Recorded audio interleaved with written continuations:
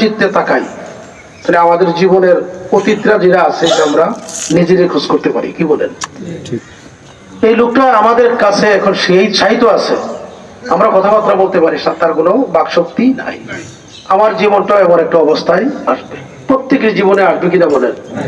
এই জিনিসটা একটু স্মরণ করার জন্য অনুরোধ করছি। আল্লাহর দোহাই দিয়ে বলছি, এই জিনিসটাকে আমরা সকলে যেন স্মরণ করি, তখনই আমাদের উপর আল্লাহ কুদরতি রহমত দান করবে। আল্লাহ যেন দান করে, সকল বলুন আমিন। এই মাইয়ত কেমন ছিল? এই মাইয়ত কেমন ছিল? এই মাইয়ত কেমন ছিল? আল্লাহ মাফ করে, আমরা যেন মাফ করে দিই, সকল বলুন আমিন।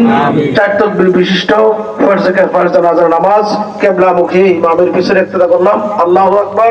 যারা আরবি নিয়ত জানেন আরবি নিয়তরা পড়বেন। অনুরোধ করব যারা জানেন না তারা পরবর্তীতে এটাকে শিক্ষা করার চেষ্টা করবেন। আমাদের দৈনন্দিন জীবনের সম্পদ কিন্তু এটাই শেষ সম্পদ। আল্লাহ কবুল করুক। আসসালামু আলাইকুম ওয়া রাহমাতুল্লাহি ওয়া বারাকাতুহু।